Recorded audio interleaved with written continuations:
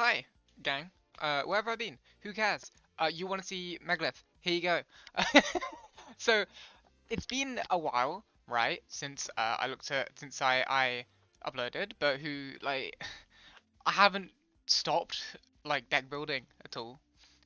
Because I absolutely love this deck. I played Megalith Mitsurugi for the UK Nats, and the day before day one, they announced the Megalith support.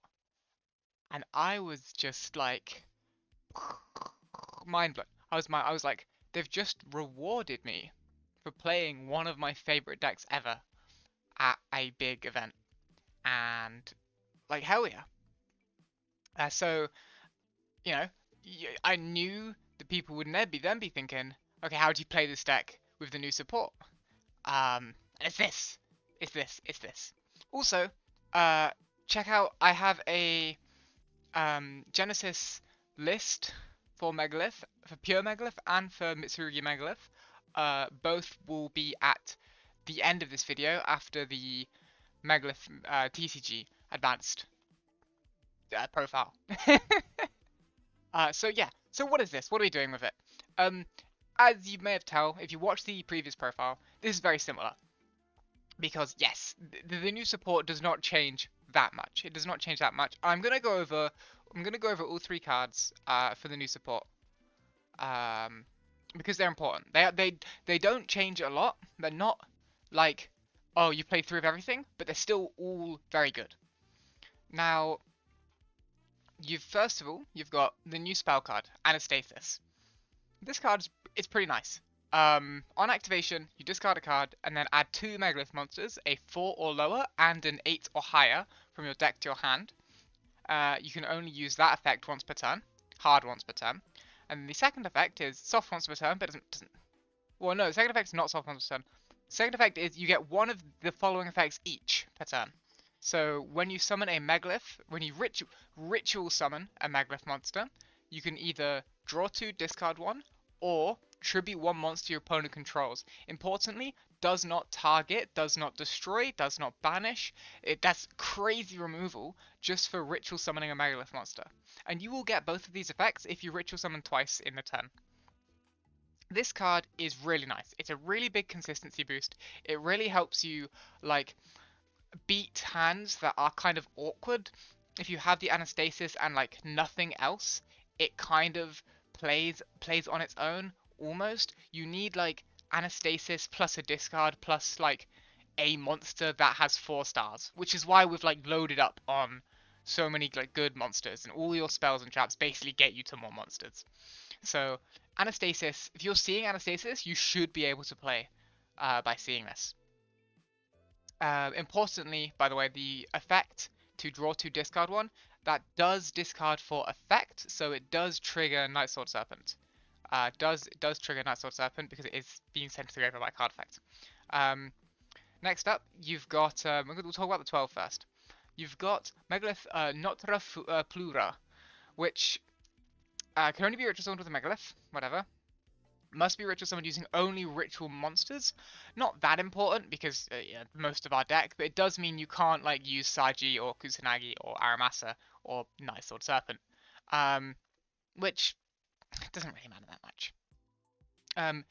The first effect is you can reveal it in hand, and then for the rest of this turn, your opponent cannot activate cards or effects in response to the activation of your Megalith ritual monster effects. So two things here. First of all, it's only your monsters, which is pretty big because it means your opponent can still Ash Unformed. They can still Ash Unformed. They can still Bell Portal. They can still Ghost Ogre Portal. They can do the same thing to Emergence. They can still Ash Anastasis. So those are all really big cards they can still respond to. So it's not as good as maybe at first glance. Second effect, or second, not second effect, second thing to note is that it prevents them activating in response to the activation, does not stop them activating on resolution. So that does mean if you summon Ophiel, Ophiel searches, and you do not immediately activate a Megalith monster effect with quick effect speed, you can get drolled. Not that it's as popular this format, but it might see an uptick with Mitsurugi expected to be a popular deck. Um, so it's important to note. The second effect of this card is that when your opponent activates a card or effect, quick effect, you can negate the activation, and if you do, destroy that card. Then, if the negated card on the field, negated card or effect targeted a card on the field, not your field, either player's field, you contribute one monster your opponent controls. Again, this tribute one monster your opponent controls thing is crazy. Like, that's actually crazy. Non-targeting, non-destruction removal is nuts. Like, genuinely, um, like, that's crazy. Like, if your opponent activates like Cookie Yummy and then targets one of your cards, you just like negate that with Plura, and then you tribute one of their guys, and you don't target. So they like, even if they chain Snatchy to it or something, you just like get rid of the synchro, and then like hurrah. It's nuts.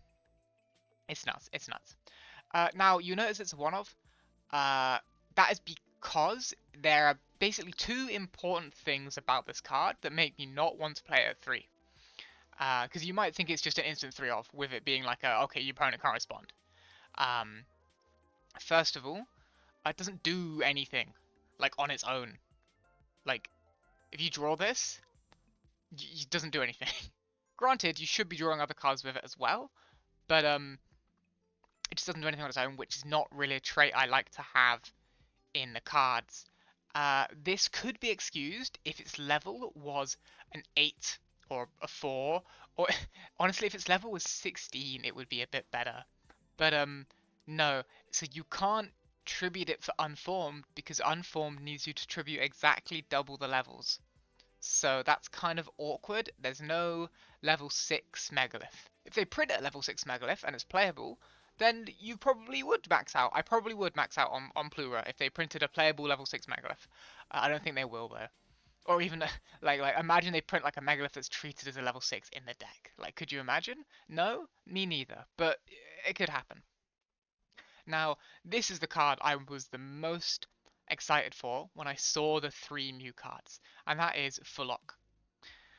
This is crazy. This card helps you play through so many different forms of interaction, especially Drawn Lockbird, and especially things like Fool Loss. So you can't activate each of the following effects of this name in the same chain, which is annoying, but understandable. They do the same with Vanquish Elves.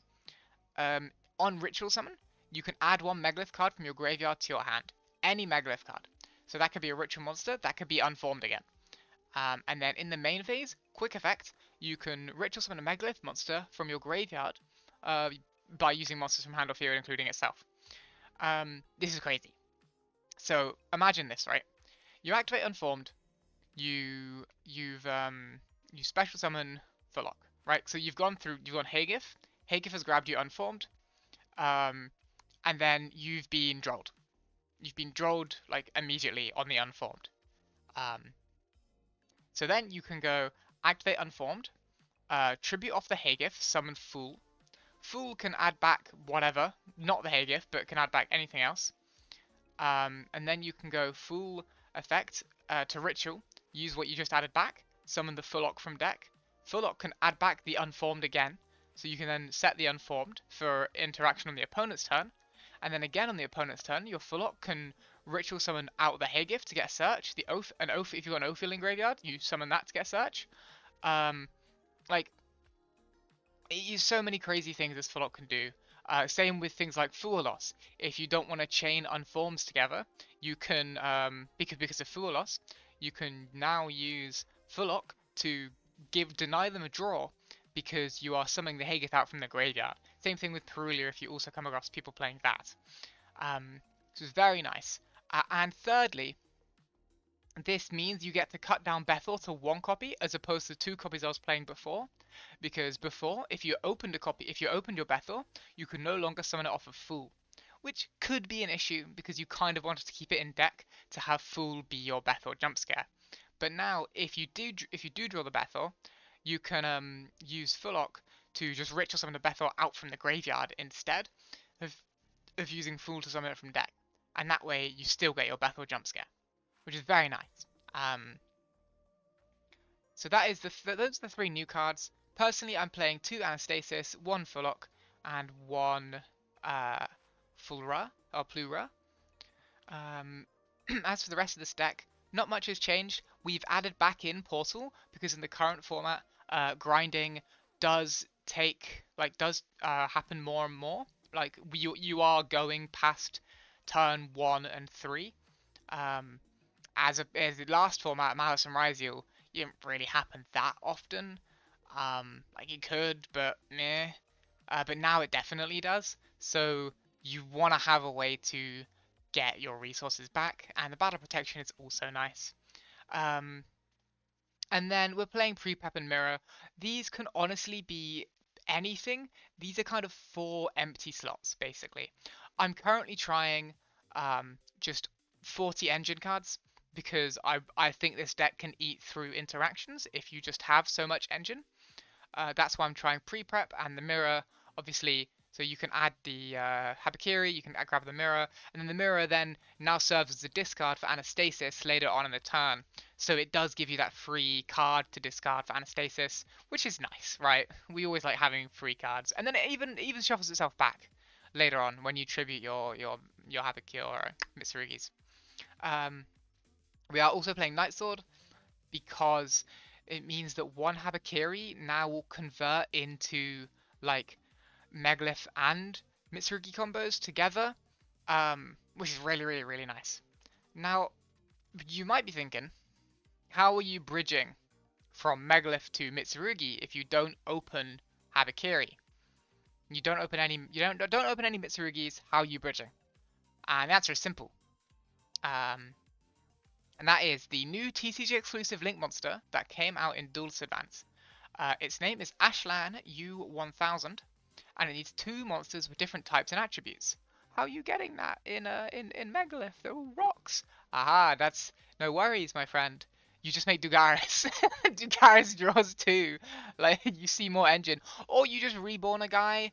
Like easier if you don't want to do that, but like that skips your main phase, so that's kind of awkward. But you just draw 2, discard 1. You just like, and if that doesn't see you engine, then you know what will. But then you turn that into the Ashlan. And now your Ashland can just reveal its effects. It's got 3 effects. First of all, uh, if it points to a ritual monster and that ritual monster attacks, it does piercing. It's nice, especially because your guys are getting big with Phalag. Secondly, you can reveal a ritual monster in your hand. Add 1 ritual monster with different type and attribute from your deck. So this means you can reveal any Megalith in your hand to add Habakiri. Conversely, you can reveal any Mitsurugi to add any Megalith. So this card is a really insane bridge and basically means you just don't need King of the Feralymps. Like the ban doesn't matter because you have Ashland, you have this guy. He's sick. He actually has a 3rd effect as well. So if you ritual summon, you can just target a face-up card your opponent controls and return it to the hand. So he's also an interruption sitting on your end board. Like what's not to like about him? Bro is damage, bro is consistency, bro is an interruption. Bro does everything. Now the rest of the extra deck, like the extra deck's not super duper important. Code Igniter lets you ritual summon. I don't know if this will really come up, but in theory it could. It's nice to basically have a way to ritual summon. There's a world where you're like mid game and you've like prayers to bring back like some 4s. And then you have like a Haggith in hand or something, and you don't have a way to actually ritual summon a Megalith from your Mitsurugi engine because you're in the grind. The Code Ignite like works there. Gallant Granite searches any rock. Like obviously we're playing Gallant Granite. Baguska's Baguska. This card's crazy. Dugaris for the reason I already mentioned. Tornado Dragon because decks are playing back row and just having a way to force them out proactively that isn't Bethor is very nice. Also, it's a Wind Worm, so it means you can then turn it into the Ashland later.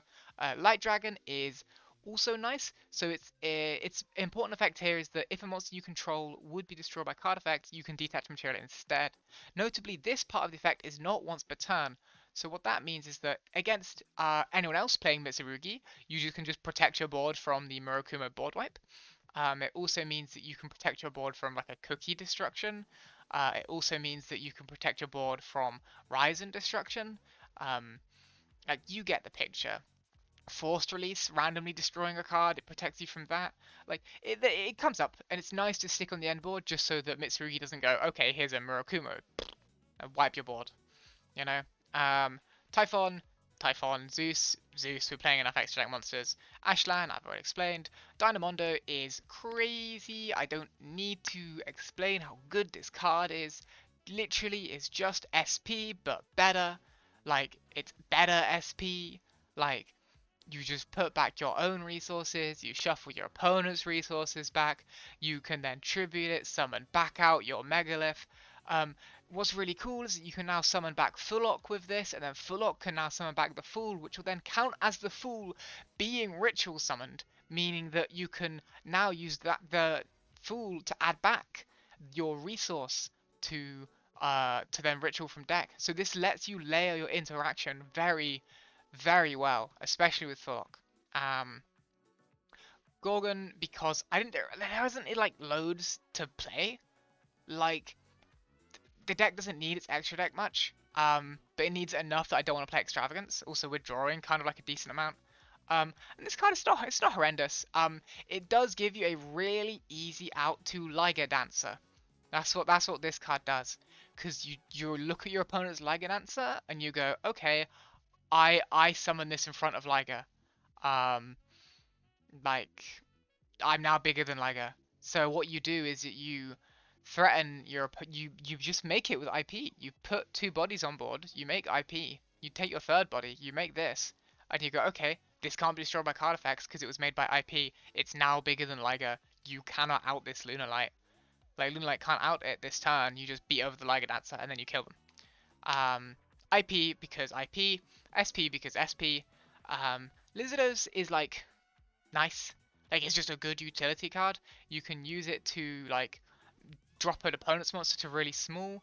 And it draws you the card as well. You can get the card draw as well by banishing like Habikiris and stuff from your not Habikiris, but by banishing like Night Sword or an Aramasa or whatever from your graveyard to drop something, get a card draw, leave this on the board for the link material. Not that you need the link material, but whatever. Um, what am I saying? Yes, side deck.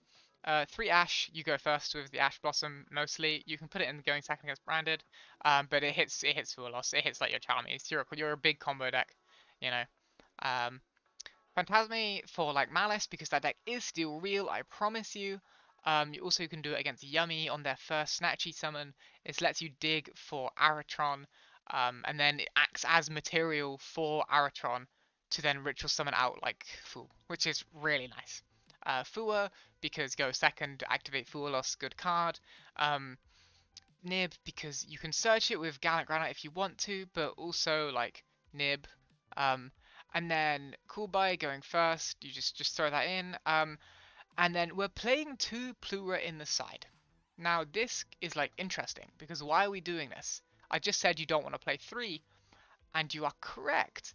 However, there is a matchup where this card is crazy, and that matchup, Yummy.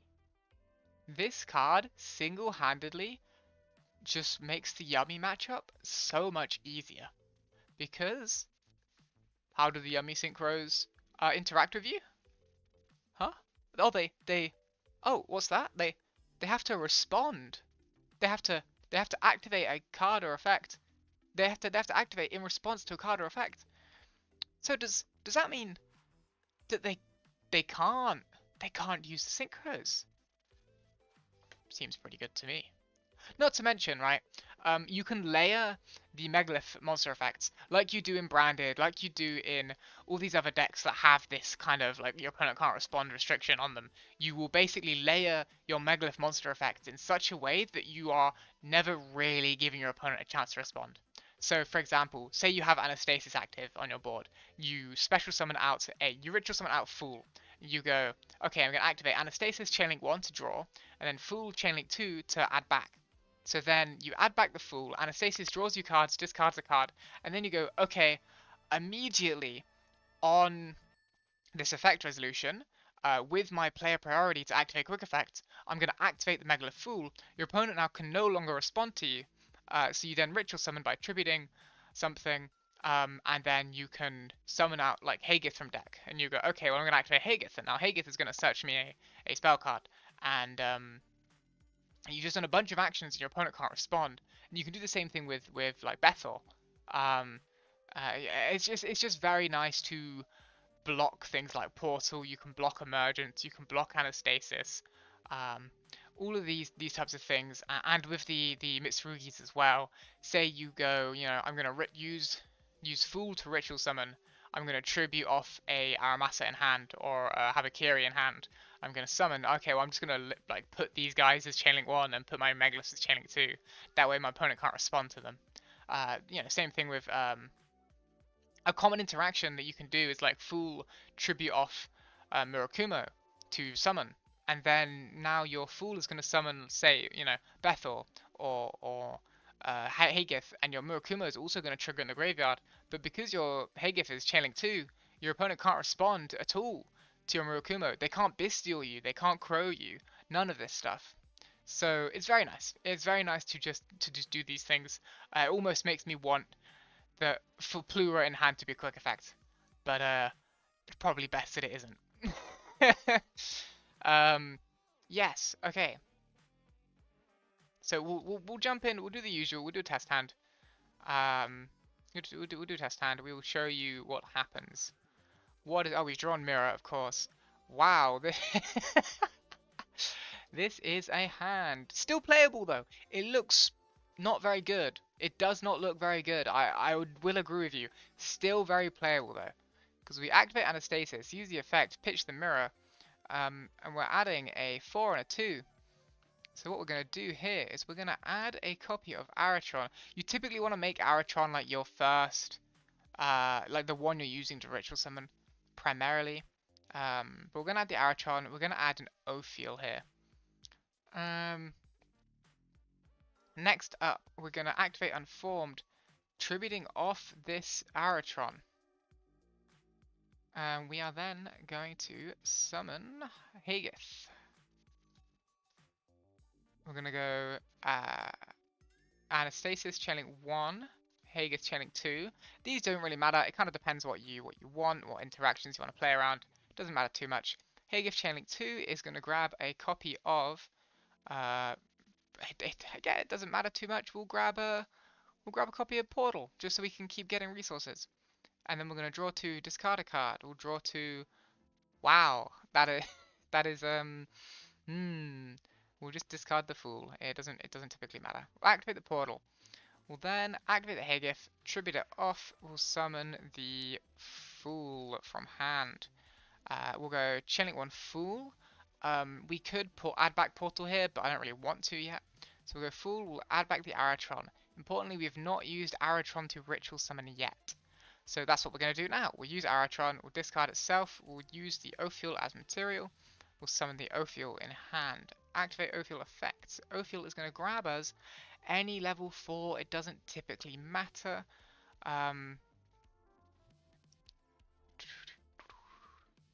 We can grab Plura here. That is something we can do, and we can trigger the Plura. We can now activate the Plura in hand, just to like conserve the rest of our board, right? We can then activate the Fool to summon from deck. Now it looks like we've lost a lot of cards doing combo, but you have to minus to go plus, or however the saying goes. Anyway, Fool is going to special Fullock from deck here. And we'll trigger Fullock Chainlink 1, Portal, we're going to trigger Portal Chainlink 1, Fullock Chainlink 2, because now your opponent can't respond. Fullock is going to add back the Unformed. Is it going to do that? Yeah, why not? And Portal is going to add back the Aratron, probably, because it's an 8 for Unformed.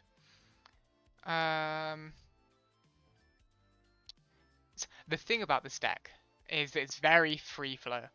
It just is like you can kind of do whatever so long as you hit a couple of things along the way. Like you kind of can just do whatever you want. So I'm actually gonna I'm gonna actually add back Notra Plura off of Portal instead of the Aratron. So then what we're going to do is we're going to use the Fullock, we're going to ritual summon out the Hagith from the graveyard. We're now going to trigger the Hagith here. This is going to grab us a copy of Emergence. So this is one of the important things. When you're comboing, you want to make sure you get to Emergence, Anastasis, and Portal. You want to be ending on all three of these cards. It doesn't matter exactly how you get there. The lines can always be a bit wavy, but so long as you hit all three and you end with all three on your board, you're in a good position. So now we're at this stage. We go, okay, what now? What do we do here, right? So what we could do here is overlay these two.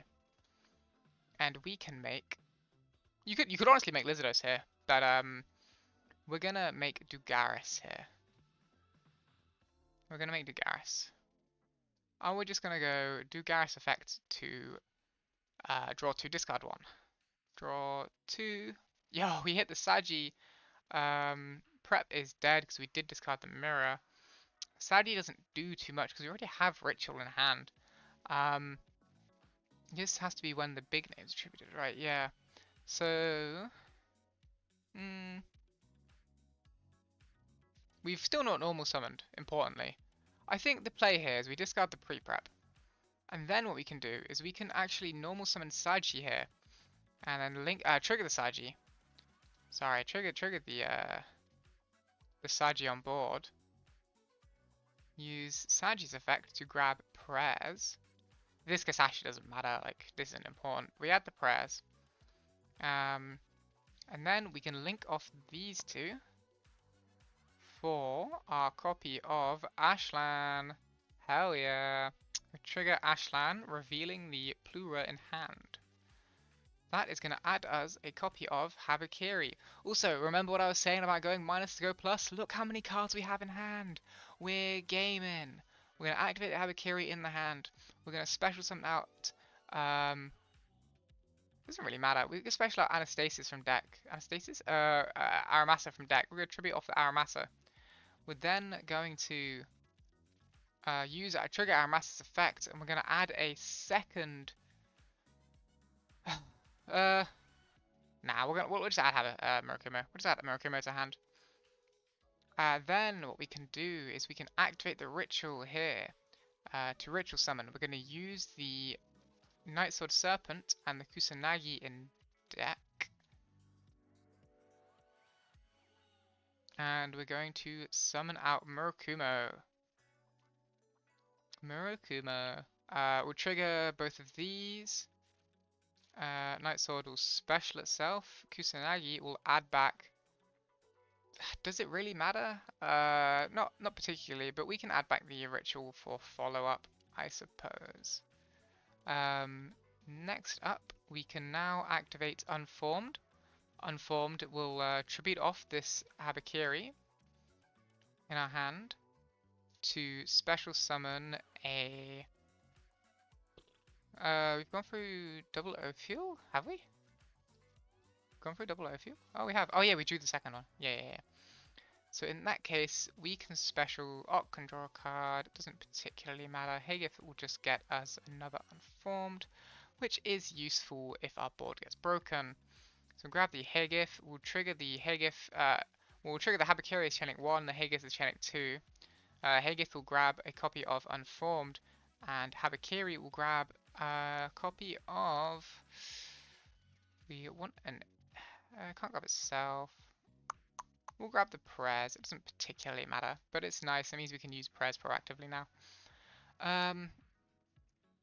Remember, this fool is a 12. No, this fool's a 4, an 8. No, the fool's an 8.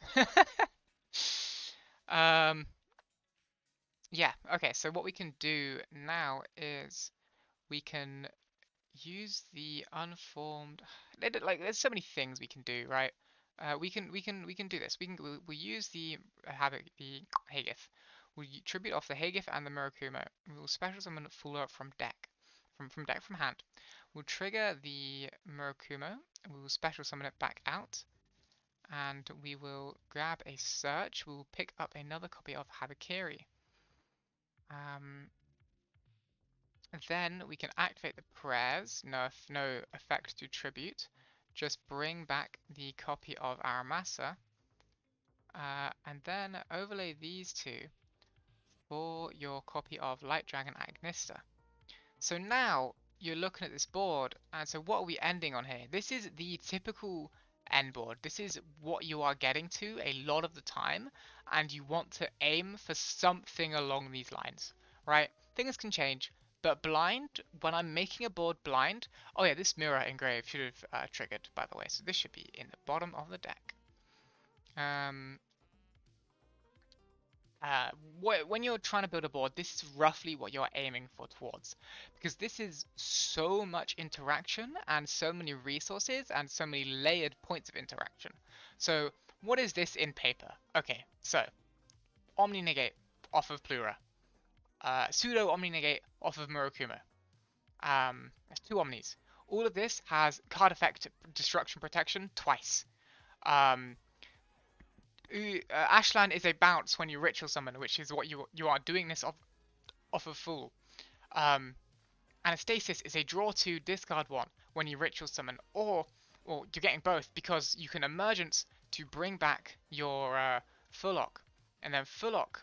So this is now on your opponent's turn. You can emergence to bring back Fullock, and then you can go Fullock effect to ritual summon. You can just ritual summon back out your You can ritual summon out the Aratron, and you know what Aratron does on the board? It's targeting. It's a targeting negate. This is another Omni negate. So then, so then that will trigger the Anastasis to tribute a body, or trigger the Ashland to bounce a card, trigger Portal to add back a monster. So you can add back the Haegith. You can now have Fool to ritual tribute off this for your Bethor. You have Prez tribute the Murokuma to bring it back to trigger the board wipe. You have Unformed. If everything goes kaput, you can always trigger the Unformed tribute the Habakiri to special Arc from deck. You have so many points of interaction, so many layers, so many things hidden in the graveyard, hidden in the hand, hidden on the, well, not hidden on the board, but so many things that are happening. You are basically not going to have, like, you're gonna have too much for your opponent to really deal with. And then it's like, okay, what board breakers beat this? Regeki? No, you have protection for that. Harpy's Feather Duster. That is one of the bigger ones, but we have an Omni Negate for Harpy's Feather Duster. We have a second Omni Negate for like a Lightning Storm. And if they've used two spell trap destructions, like double Lightning Storm or something, or Harpy's Feather Duster Lightning Storm, something like that, then they've now forced them to discard a card on top of that. They now only have 3 cards to deal with, like, your targeting Omni, your bounce, your popper board, your board wipe, all of this stuff. Your tribute here, this is a tribute if they targeted, all of that jazz. Like, you still have so many points of interaction. What if you get, God forbid, right? You get sphere moded. Okay, what are they sphere moding? You have too many bodies on your board. So they sphere mode Ashlan, or they sphere mode Light Dragon, they sphere mode Plura, and they sphere mode Fool, right? Because if they sphere mode Murakumo, it's just coming back. To they tribute these 3, and then you still have Murokuma with plus Light Dragon. You still have Emergence to bring back the Fullock, and then Fullock can ritual summon back the Portal, the Fool, and when you summon back the Fullock, you're triggering Portal to add back again there as well. Your Anastasis is still going to be live for all of that. Your Unformed is still going to be live for all of that. Not to mention you have the Unformed and the Ophiel. So what that means is that, like, this is add back off of Portal. So when you do that and you unform the Ophiel, you can then unformed summon the Fool from deck. If this got outed early, you can just summon Fool from deck, meaning that you're still playing. What's next? Dark Ruler. You get Dark Rulered, right? Your opponent Dark Rulers you, and you go, oh no.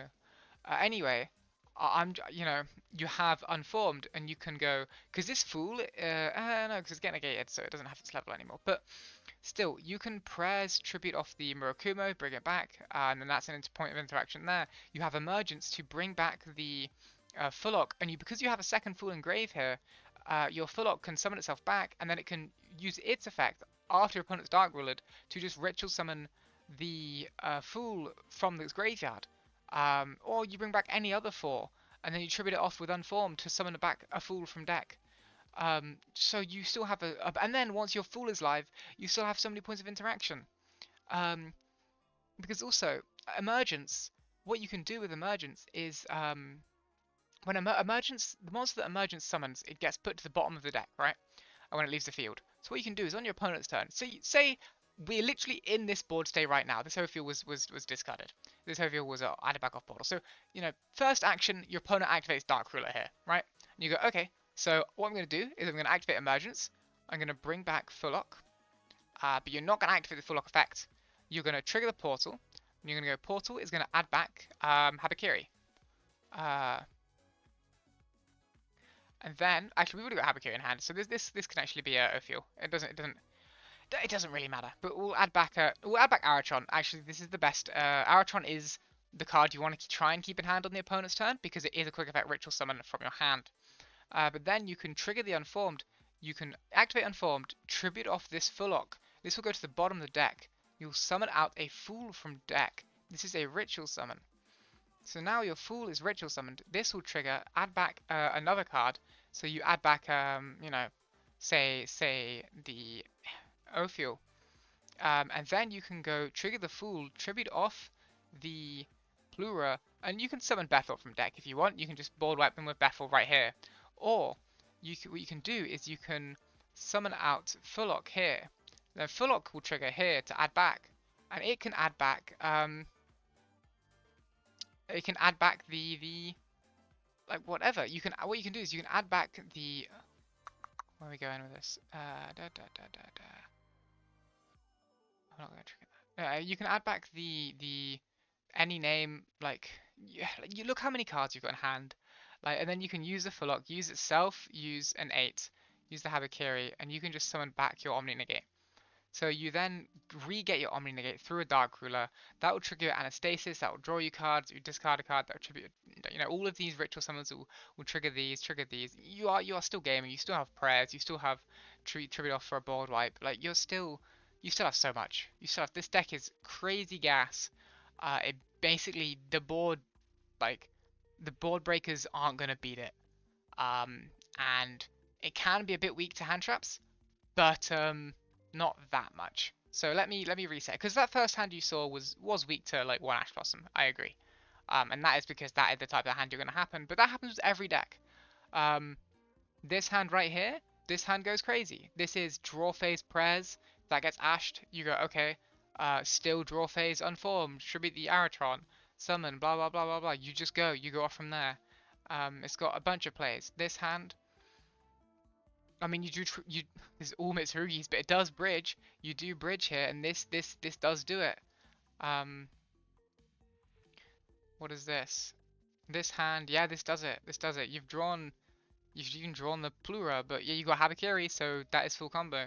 And you've got the more ways to play. This does it as well. We really are just drawing really heavy on the Mitsurugi cards, huh? This hand is good as well because you activate Unformed. If they ash it, you can go, okay, Bethel, summon the Ophiel by tributing the Night Sword. That is counted as a card effect, but that sends the Night Sword to the graveyard, so this will trigger here. So you can then you have the Ophiel, you have the Night Sword Serpent, this Bethel is in the graveyard, this Ophiel has triggered on the board, this has been ashed, it doesn't matter. This Ophiel can add the Fool. The Fool you can use the Ophiel as ritual material, summon the Fool. Fool will add back your Bethel, and then tribute off your Bethel to summon Hagith. Hagith will summon itself, add Unformed, and then you turn these two into Ashlan. Or, maybe not Unformed. Might have been the wrong card. You turn this, you grab Anastasis. You turn these two into Ashlan. You activate Anastasis, you get rid of the Emergence, it doesn't matter because you can add it back off of... It's nice because you can add it back off of Fullock anyway. Anastasis is going to grab you an 8 and a 4, it doesn't particularly matter, we'll grab 2, and then we'll reveal the Aratron to add the Habakiri, And look at this, we are back at full combo, like everything. We're back at like, we just go, like, wow. This deck is crazy. I love this deck. I like this, this deck's, this is one of my favorite decks. One of my favorite decks. Okay, right. Genesis time.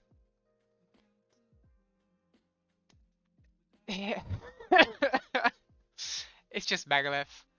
Sorry, let me turn on the Genesis toggle. What's the what got added? Oh yeah, this. You don't need those. Um, this is whatever. Not Digusto, but whatever. You just make Shockmaster. You saw how this deck puts out level 4s. You just make Shockmaster. It's like, come on, gang. You just make sure. Shockmaster is maybe one of the only cards that you go, okay, 100 points. I'm gonna play that. Like, let's be real here. But here's the Mitsurugi version. Why is this 23? Oh, right, yeah. You are points again. Here's the Mitsurugi version. Same thing. It's literally the same deck. We've added a copy of Sacred Boundary, because we can't play Prez. And we have Ferrolimps. We don't have Granite because in theory you should be like seeing Megalith monsters 90% of the time, so you shouldn't really need to search a rock monster. Is basically the logic there. So King is better because you're more likely to see Megalith cards that need bridging into Habakiri than Mitsurugi cards that need bridging into Megaliths. And you have 3 Manju on top of that as well. Yeah, game in. Anyway, this has been Megalith 2, Megalith Mitsurugi 2. Hope you've enjoyed. Hope let me actually, for all those who skipped to the end, let me pull up the list again. Turn off the Genesys toggle, 619 point Genesys list. Woo. But yes, this has been Megalith Mitsurugi in 2025, after Nats, after Dune, after Justice Hunters, after the ban list. Peace. I'll see you next time. I wanna just ramble on about a deck. This is probably like a 40-minute long video. Oh my god. Catch you on the other side.